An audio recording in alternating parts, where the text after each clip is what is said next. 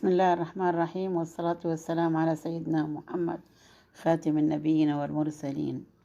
أعزائي متابعي اليوتيوب، أسعد الله أوقاتكم. كتير كتير بتمر علينا أفكار. ممكن اللي وصل لنا هذه الأفكار ما قدر يوصل لنا إياها بالطريقة الجيدة أيا كانت. أحيانا كتير طبعا بما إنه اللي أراد إنه يوصل لنا بعض الأفكار ما كان جدير بإنه يوصل هذه الأفكار اللي عاوز يوصل لنا إياها، فبالتالي شيء طبيعي إنها ما حتنفذ لعقولنا كما هو، يعني كما مثل ما هو عاوزها إنها توصل لعقولنا. ولكن أحيانا في اتجاه تاني ننشأ على أمور نراها بالعين، بتكون يعني بيكون وصولها لعقولنا أسرع. شيء طبيعي بتكون وصولها إلى عقولنا أسرع من محاولة استيعابها من الغير. قد يحاول الغير يوصل لنا مفاهيم غير حقيقية، وهذا بيكون السبب الرئيسي في إنها ما وصلت إلينا كما يجب. يعني هي ما وصلت لنا لأنه هو أساسا بيعرف كويس إنها ما هياش جديرة بتصديق العقل. ممكن الواحد في سن الطفولة يستوعب هذه الأمور أو يعني يسمعها ويمشي فيها ويعمل فيها، ولكن لما يكبر ومن خلال التكنولوجيا الحديثة ووسائل التعليم والكمبيوتر والإلكترونيات، من خلال الجوالات، من خلال اللقاءات، أصبح العالم كلياته عبارة عن قرية صغيرة. من السهل يتقابل اثنين من الشرق إلى المغرب، حتى ومن الشمال إلى الجنوب، حتى لو كان من خلف جدار الشاشة الافتراضية. إلا أنه كتير من الأفكار بيتم تطابقها أو تقاربها من بعضها البعض، مما يجعل الإنسان يدرك أنه في أمور كتير استوحاها من الصغر، سواء من الأهل أو من المدرسين أو من الكنيسة أو من المسجد أو من أي مكان سواء ديني أو تعليمي. بيكون يعني بتتبلور عنده الأفكار، وبيدرك جيد إنه اللي كان يسمعه أو عايش فيه خاطئ جدا، والحياة الحقيقية اللي هو أدركها. وعلى فكرة الإدراك ما له سن معين، قد يدرك الإنسان الأمور اللي حوله من الصغر، يعني مش شرط من الكبر، ولكن ممكن تيجي بعد سنوات كتيرة. يعني أنا شفت مسن في 70 من عمره أصباني، كان يتردد على محل حلويات من سنوات طويلة، المحل قريب منه، ولكن المحل هذا كان يعمل فيه بعض المسلمين من لا شيء، يعني بدون أي سابق إنذار. اعتنق الدين الإسلامي حبا وعشقا للعادات اللي كان يشوفها من العاملين في هذا المحل، سواء من الإخلاص، من الأمانة، من النظافة. فكان يستوحي الأخلاقياتهم. وفي كتير من المسلمين بصراحة بشرفوا أهلهم، بشرفوا ديانتهم، بشرفوا عالمهم، وهم بالفعل قدوة حسنة إلى الجميع المسلمين أو العرب.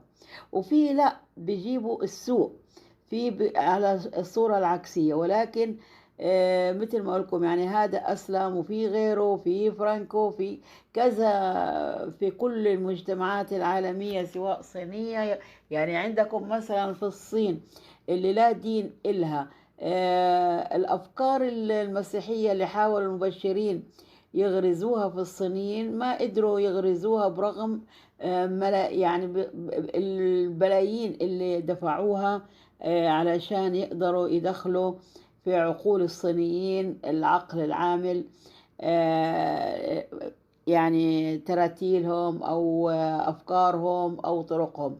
ولكن في منهم يعني انتوا لو تشوفوا عدد المسلمين اللي أسلموا في الصين، اللي هي ما إلها دين ولا ما بتعبد أي شيء أساسا، لو تشوفوا اللي اعتنقوا الإسلام أضعاف أضعاف اللي اعتنقوا المسيحية أو البوذية أو الديانة اليهودية في الصين. ليش؟ لأنه هم أساسا ما عندهمش أي خلفية عن الأديان.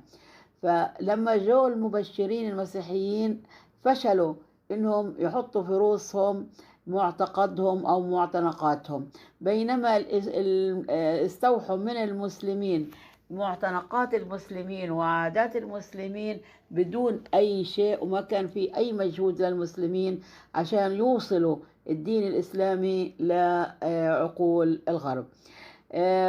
نفس الشيء في كتير من البلاد صارت هذه الأمور، سواء في أمريكا.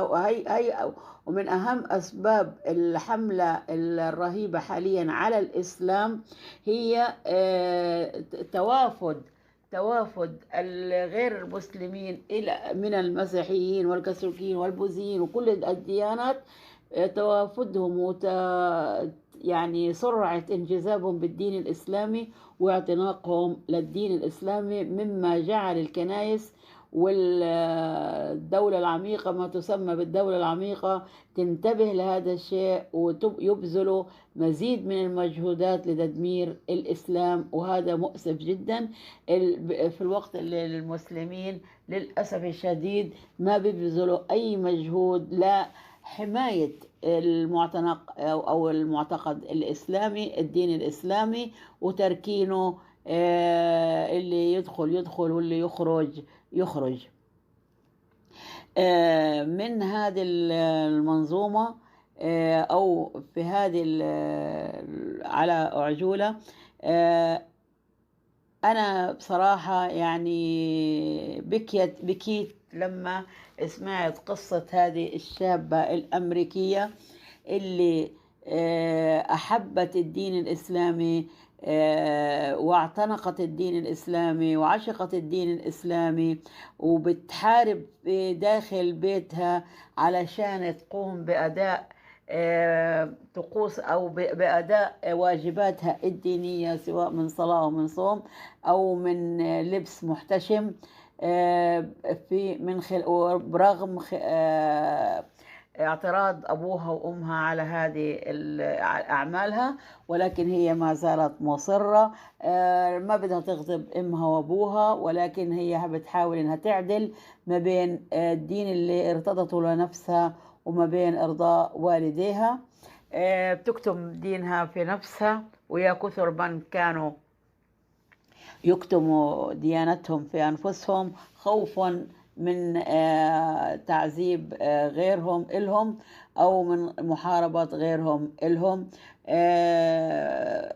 خلينا سوا نستمع لهذه الصبية الشابة، وأرجو منكم يعني أرجو رجاء حار إنكم تدعوا لها بالثبات، يعني ادعوا لها بالثبات. أسأل الله تعالى أن يثبتها ويسخر لها من يعينها على أن تثبت في دينها الإسلامي، وربنا يهدي لها إمها وأبوها ويكونوا عون إلها، ما يكونوا من العاملين على إرجاعها للديانة المسيحية اللي هي بترفضها، واللي ما قدروا أساسا برغم عمرها العشريني ما قدروا يزرعوا فيها أي محبة للدين المسيحي. ولكن يعني دقائق بسيطة اعتنقت الدين الإسلامي بعد ما تفهمته، وكل يوم بتزيد تفهم وحب في الدين الإسلامي، لأنها وجدت فيه الحقيقة. ودائما الحقيقة أقوى من الخيال والكذب. على أنه في مثلنا إحنا العربي أنه الكذب حبله قصير، بينما الحق والصدق حبله طويل جدا. حبايبي، متعة أو مشاهدة طيبة مع هذه الصبية، ولا تنسوا تدعوا لها أن ربنا تعالى يسترها معها ويثبتها على الدين الإسلامي. Rewind 8 months before I took my Shahada. I wanted to get closer to God. The only way I knew how to get closer to God was to study the Bible. This story is going to be all over the place because I didn't take any notes. So hopefully I can get everything into this one video. But my parents are Christian. They aren't really devoted. I never really went to church. My family on my mom's side are really devoted. I have 2 uncles that are pastors, and I never really liked church. Especially because it was always in Spanish, and Spanish is my second language. It just goes in one ear and out the other, so I never really, had the chance to really understand Christianity, the concept of it. So 8 months before I took my Shahada, I really wanted to get closer to God. So I decided to buy a Bible, went to church, but because of COVID and all that stuff, I joined Elevation Church, which is a church in North Carolina. I live in South Carolina, but they would broadcast church online. So every Sunday, Saturday, I would go to church. Until one day this video popped up.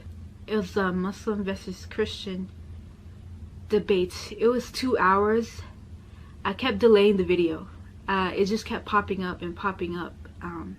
I was like, why is YouTube recommending me this video when I'm just starting to get closer to God? But I gave the video a chance, looked at the video fully, and that's when I started to get doubt. It just made more sense. So I started looking more into Islam, people like Ali Dawa, Muhammad Hijab. Sorry if I'm speaking a little quieter. I think my dad just came home. Okay, yeah, it was just watching a lot of videos of Islam, me praying a lot. The only way I knew how to pray was, get on your knees, put your hands right here, pray at night. The one thing about me is that I always pray for guidance. I always prayed to God to lead me to the right path. And I always told him that I trusted him. Yeah, 8 months later, I took my Shahada. It wasn't a set time. I took my Shahada at midnight. I was crying. I think I was just crying of the fact that I just wanted to get closer to God, but I didn't know how. Why am I getting emotional? I'm not even at the emotional part, but yes. When I woke up, I freaked out. I freaked out. I'm like, whoa, I don't even know how to pray. I don't even know how to do this. I don't even know how to do that. So, but I learned very quickly because of fear. I didn't want to make a mistake. And I basically started the new year as a Muslim. I really felt like I needed to wear the hijab. So I came out to my mom. Of course, all mothers want to take care of you when they don't know what you're doing. She kept saying that Jesus was God. I can't explain it. It's not ignorance, but it's more like, I know this is right, so you can't change my mind. And that was my mom. So there was a lot of tension between me and my mom for a while, but I still wanted to wear the hijab. I think she started to notice that I was going out with, baggy clothes more. She would cry and I would feel very, very bad about making her feel bad. A little background about my mom. She always had suicidal thoughts. My mom had a really bad childhood, so I don't blame her for that. I remember it was late January. She came up to me crying and she asked me if I was still Muslim. She kept saying that I was giving her depression. I was making her feel bad. She told me that the day before she tried to commit suicide. She went out at 4 a.m. She got into one of our cars, I don't know which one, and she contemplated going out and crashing into something. It was almost like she was blaming it on me, but she didn't directly say it. So she kept asking me, am I still Muslim? Am I still studying Islam? And at that point I just decided to say no, that I'm no longer Muslim and that she doesn't need to worry about it. I hadn't even been Muslim a month, but I learned how to pray very quickly. At this point in my life, I didn't have a job, so I prayed my 5 prayers every single day. So praying, sorry.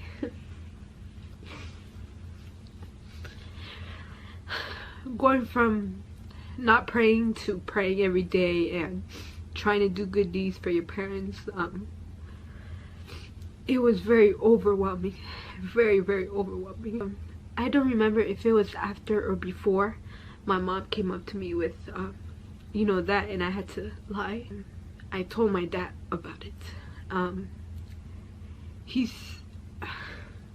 If you guys don't know me very well, I read a lot of books, and he told me that I was getting influenced too much and that the devil was influencing me.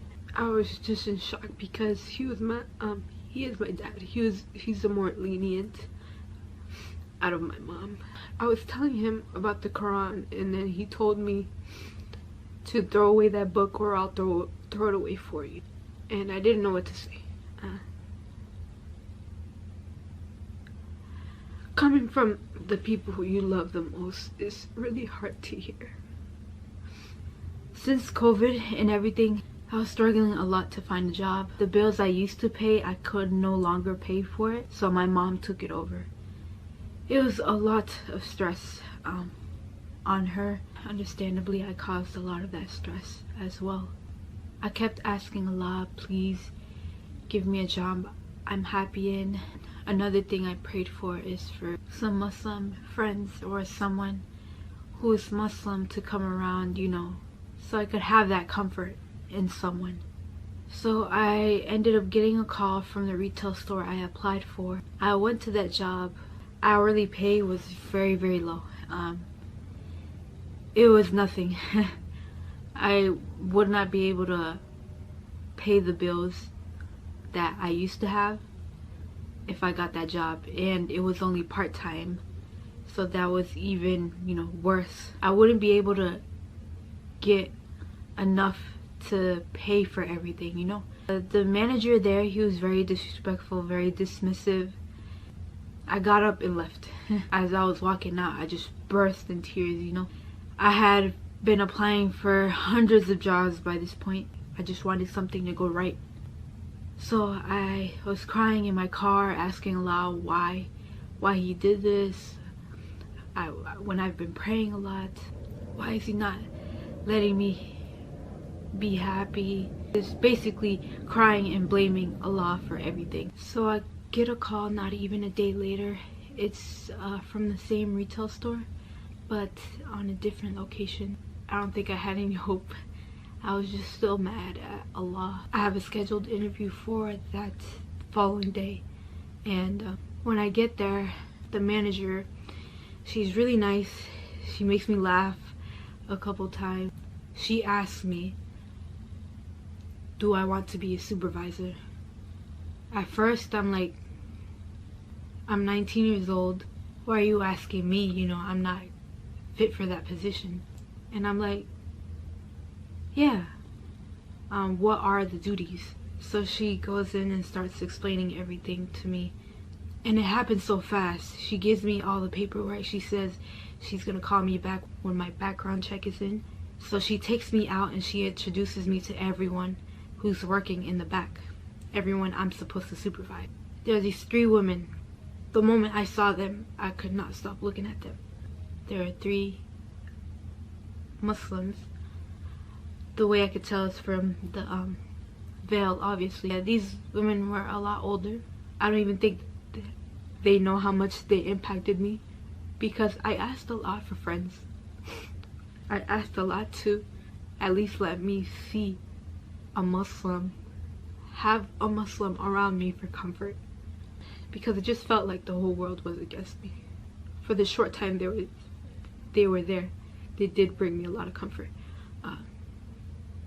They didn't know English a lot, but they helped me out with pronunciations.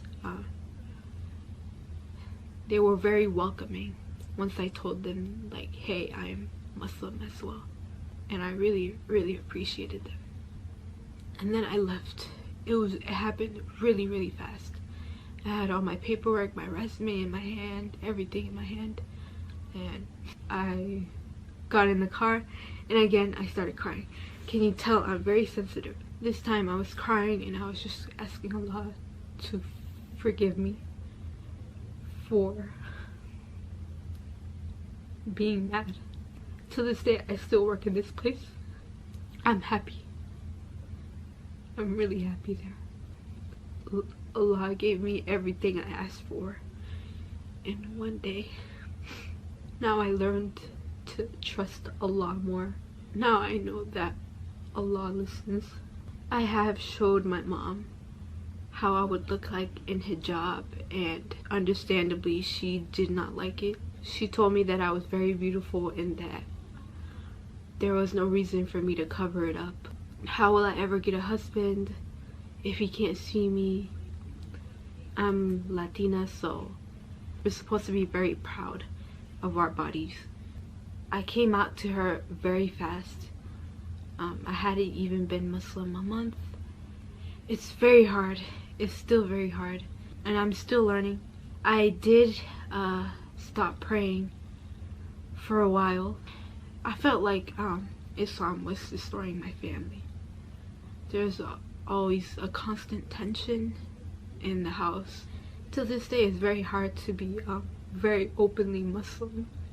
I want to wear hijab. I want to cover up more. I know it will take a toll on my family. Growing up, my mom was a babysitter, so after school, I'd come home and have to help her with the kids. She would take care of 5 to 7 kids, so it was very stressful on me, and definitely very stressful on her. I would come home from school and just dread coming home because I knew my mom, anxiety, stress, it just all weighed down on me. It was just constant worrying. Is she okay? At school, all I thought about was my mom. Every time my friends would ask me, hey, you want to go out after school? I'm like, no, I gotta go home and take care of my mom. My mom, she's tried to kill herself multiple times. So when I told her I was Muslim and I saw how much it affected her, I just lied. And then just a few months later, I stopped praying. It just became very overwhelming for me. It's still very hard for me now because I don't have any Muslim physical friends around me. That's why I built the community that I have now. You guys have helped me a lot. I'm glad I can have someone to talk to online. I'm so happy that I'm able to ask anyone questions and be able to get the answers in seconds. I appreciate everyone who's DM'd me on Instagram, or anyone who has talked about their story as well, because I wish I could hear more stories about Muslim reverts like me who are still struggling. I feel like I have a lot to make up for. I didn't participate in Ramadan. I have started praying again, but I don't want to overwhelm myself. I wanted to do everything perfectly and I rushed myself. So it always felt like, is it Islam or is it my family? I feel like I failed both. I failed Allah because I abandoned prayer. I failed my parents for not being the perfect daughter, for not making them happy, for making them disappointed in me, for making them depressed, scared. For all the reverts out there, just keep praying, keep pushing. Allah is gonna test you. Allah tests the ones He loves. It's gonna be hard. Just don't rush things. Some people will not accept you for who you want to be. I am 20 years old. I'm still very young. My dream is to, have kids that are Muslim, and me being the first, Muslim family in my family. But yeah, to the born Muslims, don't take advantage.